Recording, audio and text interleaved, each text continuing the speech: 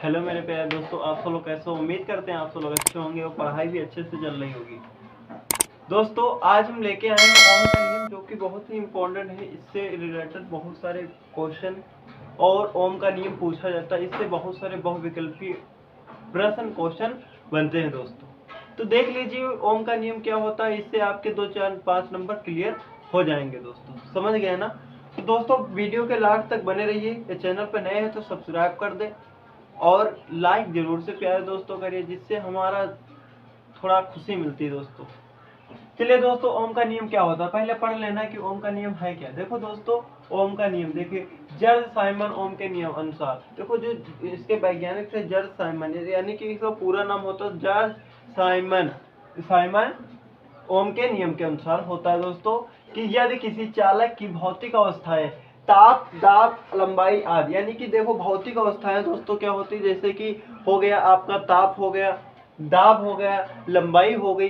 ये दोस्तों क्या हो गई? भौतिक अवस्थाएं दोस्तों हो जाती हैं। क्या हो जाती है? ताप, दाब, लंबाई, ये क्या है? भौतिक अवस्थाएं होती हैं। तो देखिए दोस्तों, यदि किसी चालक की भौतिक अवस्थाएं ताप, दाब, लंबाई आदि में कोई परिवर्तन ना किया जाए तो चालक के सिरों के बीच लगा विभवांतर दोस्तों उसमें प्रवाहित धारा के समानुपाती होता है दोस्तों। जी हाँ दोस्तों, समझ गए ना कि क्या बोल रहा है।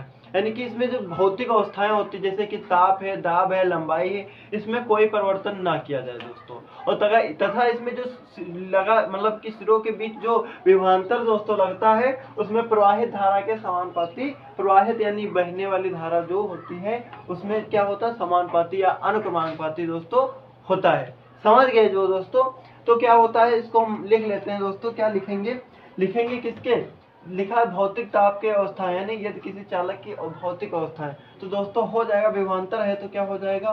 वी और आई, यानी कि देखो वी और विभवांतर यानी अवस्थाएं क्या है? यानी धारा।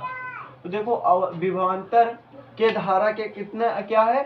समानुपाती है, यानी कि समान या अनुक्रमानुपाती दोस्तों है। समझ गए ना? तो ये हमारा हो जाएगा वही समानुपाती आई या अनुक्रमानुपाती आई दोस्तों हो जाएगा। अब इसको सटीक सही से तरीके से लिखेंगे दोस्तों तो हो जाता है हमारा, क्या हो जाएगा? हो जाएगा V बराबर आई आर। क्या दोस्तों हो जाता है? V बराबर आई आर। ये होता है ओम का नियम। क्या होता है दोस्तों? यही होता है ओम का नियम दोस्तों होता है। समझ गए हैं ना? तो V समानुपाती आई, तथा इसमें जब मतलब आई को इधर निकालेंगे तो क्या हो जाएगा? V बराबर आई आर। तो दोस्तों अब कहोगे, अब इसको यदि सही से निकालेंगे, यदि R का मान निकालेंगे दोस्तों तो क्या हो जाएगा? हो जाएगा दोस्तों V अपान आई बराबर क्या हो जाएगा? R हो जाएगा।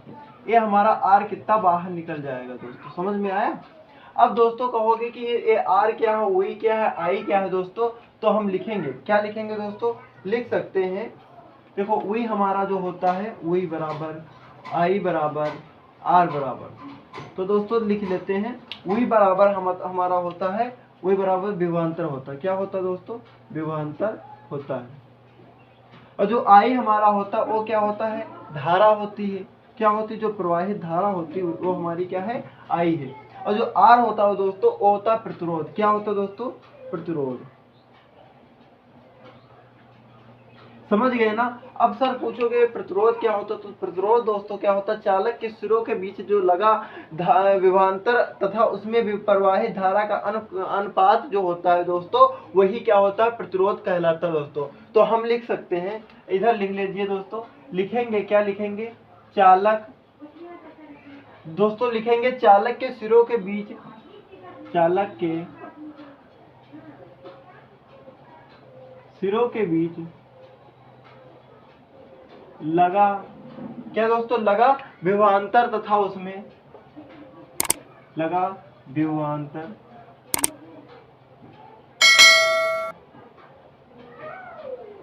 तथा दोस्तों चालक के सिरों के बीच लगा विभवांतर तथा उसमें क्या होता है? उसमें प्रवाहित धारा का अनुक्रमानुपाती, यानी कि उसमें प्रवाहित, यानी कि प्रवाहित वाले दोस्तों होता बहने वाली, प्रवाहित दोस्तों प्रवाहित धारा का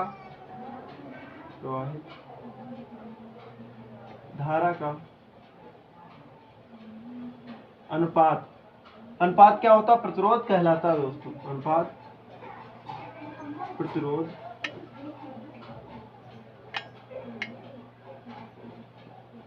कहलाता है दोस्तों। समझ गए दोस्तों?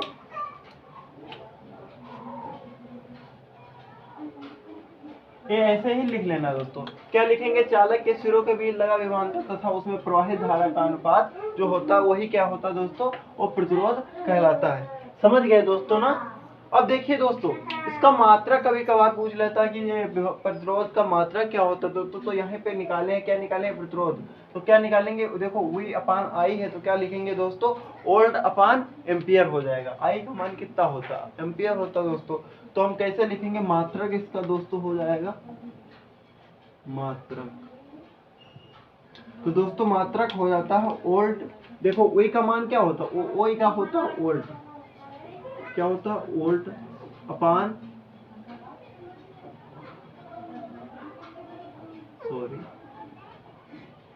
एम्पियर। अब दोस्तों क्या हो जाएगा?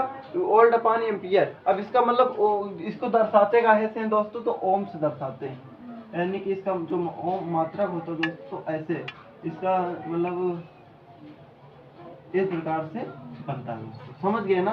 तो मात्रक इसका क्या हो जाएगा? वोल्ट अपान एम्पियर। समझ गए?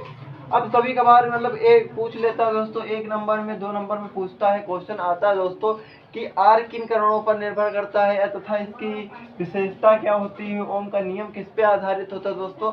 तो ऐसे लिख सकते हैं। कैसे लिख सकते हैं? लिखेंगे दोस्तों आर किन कारकों पर निर्भर होता है? आर किन कारकों पर निर्भर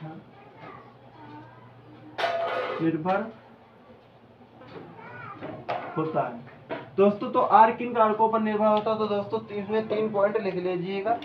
ये होता है एक पॉइंट नंबर 1 होता है दोस्तों क्या? चालक की प्रकृति। चालक की मतलब कि चालक क्या होता? तार। क्या होता? तार होता है। तो चालक की प्रकृति। दूसरा हो जाएगा दोस्तों, दूसरा हो जाएगा चालक की लंबाई हो जाएगा, चालक की लंबाई। तीसरा दोस्तों हो जाएगा जो हमारा होता है चालक के अनुप्रस्थ काट का जो मतलब कि क्षेत्रफल होता है वो हो जाता है। तो लिखेंगे चालक का क्षेत्रफल।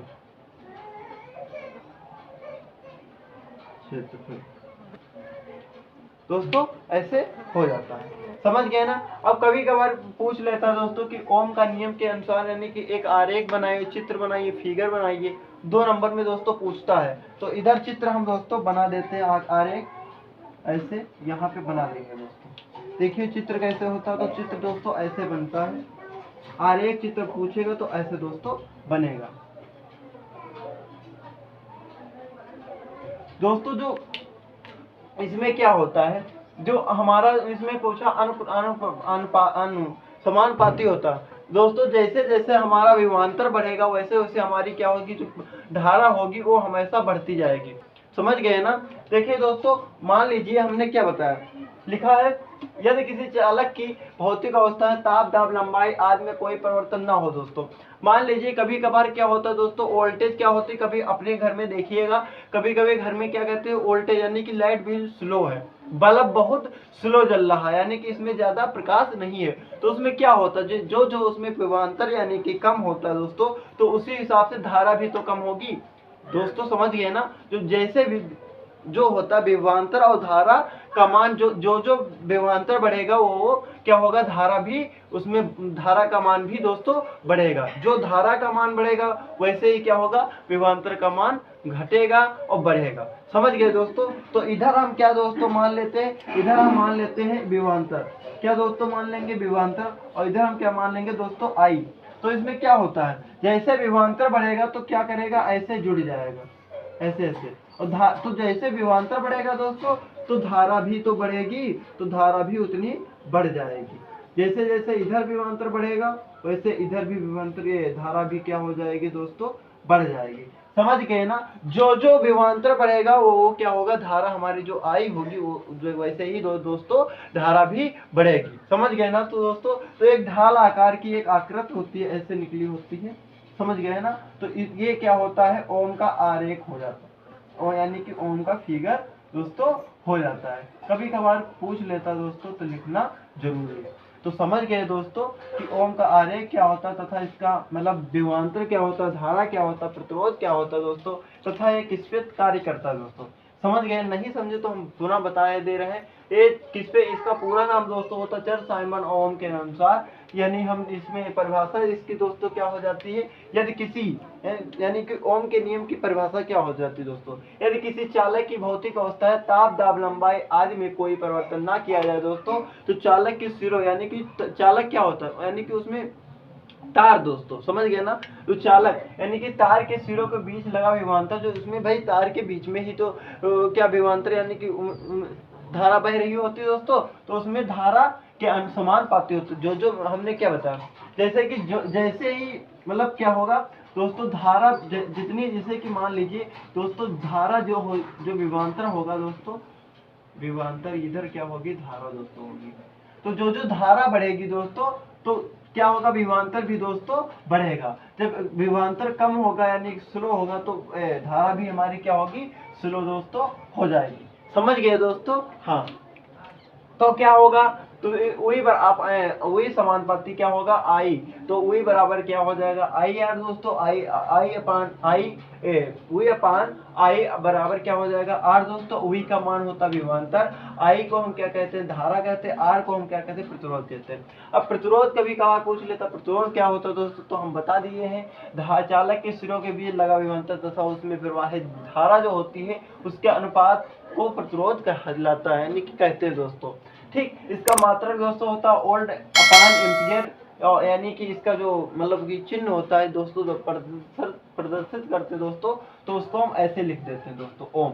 अब कभी कभार पूछ लेता है आर किन कारकों पर निर्भर होता है, यानी कि धार प्रतिरोध किन कारकों पर निर्भर होता है दोस्तों, तो चालक की प्रकृति पर, और चालक की ठोल, चालक की लंबाई पर, चालक का क्षेत्रफल दोस्तों।